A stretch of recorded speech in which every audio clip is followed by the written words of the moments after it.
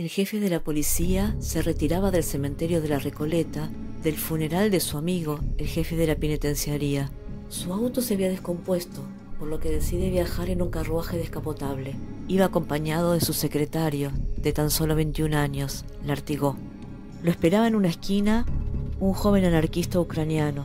Simón Radowitzki juró vengarse del jefe de policía, aunque le costara la vida. Llevaba con él una bomba casera, hecha por él mismo. Era una época tumultuosa, donde se luchaba por los derechos de los trabajadores. La clase gobernante de Argentina quería hacer lo imposible para que no se repitieran los actos que ocurrían en Europa, los levantamientos anarquistas, en la trágica Semana Roja, donde un 1 de mayo se juntaron miles de trabajadores para conmemorar los mártires de Chicago. El presidente había declarado al Falcón: "No quiero un solo anarquista en la calle". Falcón declara en una entrevista que la policía había descubierto que algunos obreros se habían armado. Es por eso que decidió reforzar la cantidad de policías. Ese día, de huelga total, un grupo de manifestantes se acerca al chofer que llevaba a Falcón y lo increpan por estar trabajando. El chofer era policía y en el medio de la discusión se escucha un tiro. La policía dice que viene de parte de los obreros dicen que fue la policía la primera en disparar. Lo que ocurrió fue que ese disparo generó una masacre. Falcón dio la orden de reprimir y en el medio de la balacera cayeron varios muertos y heridos. Esto generó una gran indignación en la clase obrera. Los obreros solicitan al gobierno la destitución inmediata del jefe de policía. Sin embargo, el presidente lo condecora. Debido a esos hechos ocurridos el 1 de mayo de 1909, Simón Radowitzki planea su venganza y un fatídico 14 de noviembre preparó una bomba casera compuesta de explosivos y clavos, tuercas y pedazos de hierro. Esperó al carruaje que traía a Falcón y corriendo tiró la bomba entre los pies de sus ocupantes. El efecto fue devastador, destrozando sus piernas y el piso del carruaje. Ambos cayeron al pavimento, desangrándose. El chofer, con gran maestría, logró sostener al caballo mientras Falcón gritaba que persigan al delincuente. La gente reaccionó rápidamente y se acercó con lo que tenía para tratar de detener la hemorragia. Fueron trasladados al hospital, pero debido a la gran cantidad de pérdida de sangre, fallecieron ambos ese mismo día.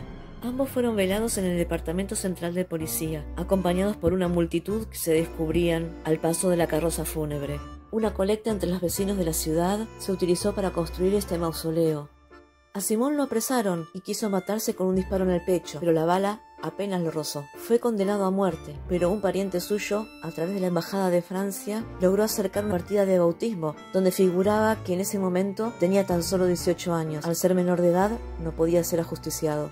Finalmente fue trasladado a Ushuaia, donde pasó muchísimos años encerrado. Se desató una campaña internacional para su liberación. Años después, Hipólito Yrigoyen lo indulta. Él viaja a Brasil y de allí a España para luchar en la Guerra Civil Española. Años después se traslada a México, donde fallece a los 65 años por causas naturales. Se escribió una novela gráfica, 155, que era el número que tenía como prisionero en el sur.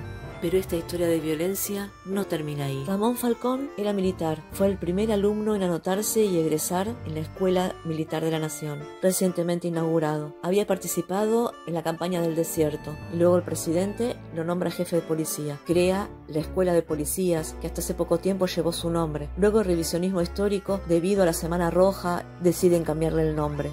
En 1905, Falcón adoptaba el sistema de identificación por huellas dactilares y la utilización de cédula de identidad. La opinión se divide entre los que lo tienen como héroe en una época tumultuosa y violenta, como restaurador de la paz, del orden y evitar la propagación de la violencia, y quienes critican el exceso en la represión. En 2018 explota una bomba sobre la tumba de Ramón Falcón. Una anarquista que se declara antipolicía quiere reivindicar los hechos y a Simón Radowitzki, rindiéndole homenaje por su atentado.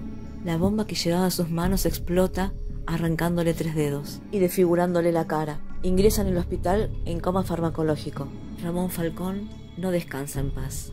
Seguime para que te cuente más historias.